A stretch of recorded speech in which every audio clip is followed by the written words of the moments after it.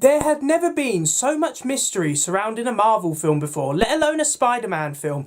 Going in and sitting down in the cinema to see it, I knew it was going to be a Spider-Man film that I would never forget. And oh boy, I was right about that. I'm Tommy Bowyer from Movie Rewind, and without further ado, let's get into it.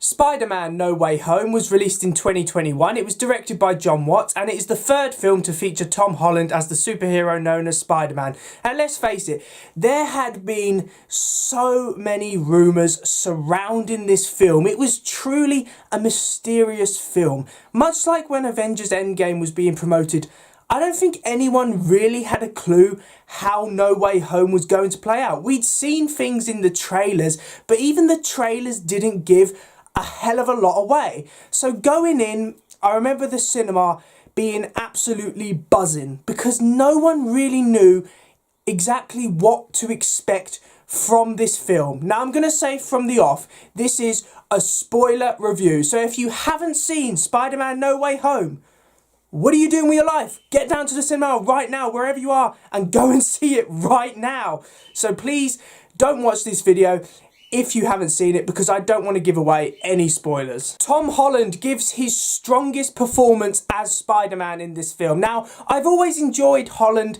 as Spider-Man. However, I felt like he needed to really be pushed to his limits in order to give an excellent performance. And that is exactly what happens in this film. Now, in this film, Aunt May dies, killed by the Green Goblin.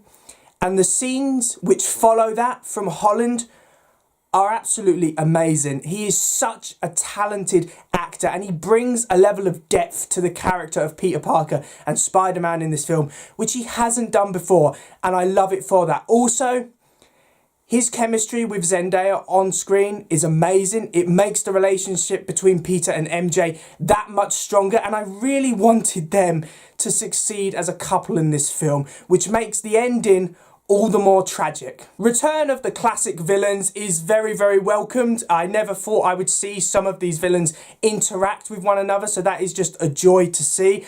I was concerned going into this film that certain villains would get more screen time than others. Now, I was proved wrong on that. I felt like every villain had enough screen time to be memorable. They all had an important part in the film, and I think that worked. Out of all of them, though, I have to say, while Jamie Foxx is great as Electro, Alfred Molina as Doc Ock, you can't go wrong, it is Willem Dafoe as the Green Goblin who is the standout. The Green Goblin is brutal in this film. I mean, he kills Aunt May, and then he's just laughing about it. That is amazing. I think this film proves that Dafoe's portrayal of the Green Goblin really should be up there as one of the strongest comic book movie villain adaptations of all time, because he is an amazing actor, and the fact that he did all his own stunts in this film, that's just icing on the cake as well. The story of this film is a nice mixture of fun, exciting, as well as plenty of emotional moments as well, which I think is great. It feels like a completely different MCU film, which I think is great. Sometimes people say that the MCU has a specific formula. I think they break it in No Way Home. It felt very, very well paced. This film kicks off exactly where Far From Home left, and it doesn't hang about. It doesn't hold on any particular things. It's just showing, wow, the world now knows Peter Parker is Spider-Man. We have to deal with that right now. And the film doesn't let up past that. I also think I like that Doctor Strange is not in this film an awful lot. Now, my main problem with the Home trilogy, as it is now, is that Spider-Man tends to be overshadowed by the other heroes who are in those films. Now, while Doctor Strange is in this film, I like the fact that he departs halfway through, because that means we then have Spider-Man on his own trying to solve the problem, which I think is great. So I actually liked Doctor Strange in this film. I don't think he overshadowed Spider-Man in any way, and I like the fact that he weren't in for half the film, because it gave Spider-Man and Peter Parker a chance to shine. Now, obviously, the biggest spoiler in this film is the returns of Tobey Maguire and Andrew Garfield as Spider-Man. And this is something that I had been dreaming of for months, ever since the initial rumours were there. But I never thought it would happen. We never did. Because why would it, you know? And to see it happen on screen, I'm going to be honest, I was just sitting there with a massive smile on my face. And this is the first time. The UK doesn't really have a reputation for audiences shouting and screaming. But when that portal opens and Spider-Man runs into the room where MJ and Ned are, removes the mask, and then you see Andrew Garfield, I have never heard the audience scream so loud. It was such a great reveal. And they've still got it. They're still perfect in those roles. And I actually have to say, I'm a massive Tobey Maguire fan. He is my Spider-Man, and he's very good in this film. But Andrew Garfield, his acting was on another level in this film. You can tell how much the role of Spider-Man means to him and why he was just giving it his all in this film. So you know what? I'm going to call it. Make the Amazing Spider-Man 3. Garfield deserves it because he's fantastic as the character of Spider-Man. And also Spider-Man 4, because I think Maguire would be really good in that as well. Now, the ending of the film is perfect. It's not really a way that I would have thought No Way Home would have gone, because it's quite tragic and heartbreaking, actually. And I honestly didn't think that the MCU would have the balls to do an ending like this. Now, obviously, there's a fantastic fight scene with Maguire, Garfield and Holland Spider-Man fighting all the villains, which is perfect. It's everything I wanted to see. But once Doctor Strange creates a spell, which means that every single person forgets who Peter Parker is. And he says to MJ, look, I'll find you. You know, I'll try and explain who I am and why you should really love me. And then he goes to see her in that cafe, and that scene is perfect because you can see how heartbroken Peter Parker is. The fact that MJ doesn't even recognise him. But also, there's a great scene in that, which in my opinion makes Peter Parker your friendly neighbourhood Spider-Man. He notices that MJ has a cut on her head that was caused when she was helping him defeat the villains. So he decides, you know what, to protect you, I'm not going to tell you. You're better off without me. That is a beautiful scene. It draws a lot of parallels to the scene from the original Spider-Man film where Peter decides that he can't be with MJ because he will always have villains, and if they found out about her, then she would be in danger, and he can't have that.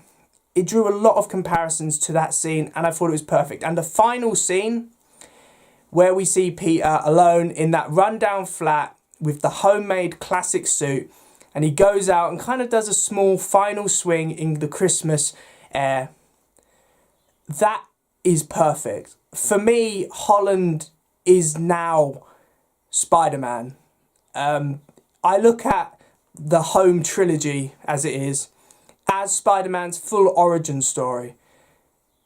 You know, in Homecoming, he learns that it's what's inside that counts. In Far From Home, it's about taking more responsibility. And in No Way Home, it's about living with responsibility. He decides that he needs to protect others. And he can't always have it his way. He must make sacrifices. As Aunt May said in this film, with great power comes great responsibility. And by the end of this film, you can see that Peter Parker understands that. So the ending of this film, it took me by surprise. It blew me away. And now the MCU have their friendly neighbourhood Spider-Man. Now the scene of the film. Now this is a new little section I'm trying in movie reviews where I'm going to pick out a scene of the film which I think is hands down better than the rest of the film. And that was really hard to do in No Way Home because there are a lot of scenes which stand out. But for me, it's a small little scene. It's only about a minute long. And that is when Andrew Garfield's Spider-Man saves MJ from falling off the bridge. And Garfield's performance in the aftermath of that, he's like, I managed to save her. He couldn't save Gwen, and that is clear throughout this film that it's a massive burden on him that he couldn't save Gwen, but he saves MJ, and Garfield's performance is just amazing. Just make Amazing Spider-Man 3. If any actor deserves it, Garfield definitely does, because that scene, that scene was powerful. I nearly teared up during that. It was amazing. No Way Home will be remembered as a fun, exciting, emotional and very nostalgic Spider-Man film which saw the returns of legendary villains as well as what seemed a year ago the impossible returns of Tobey Maguire and Andrew Garfield. But Tom Holland is the standout, pushing the character to new limits which we have not seen before. The ending of this film is absolutely heartbreaking and really does create the line that with great power comes great responsibility that much more important and crucial to the character of Spider-Man. Honestly, Spider-Man No Way Home took me by surprise at how good it was. It's a fantastic Spider-Man film, one of the best they've ever made. And they made a film which I thought would be impossible. A film which I think has united the Spider-Man fandom. And that is usually very hard to do. So well done, Jon Watts and Marvel. You did a great job.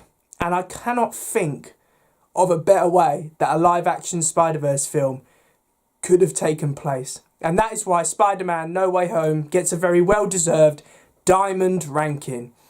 It's a fantastic film. It's not only that Tom Holland is amazing in it. It is not only that former villains have returned. It is not only that Tobey Maguire and Andrew Garfield returned to a role which I thought they never would do. But it's the fact that everyone in the world is talking about how great the character of Spider-Man is.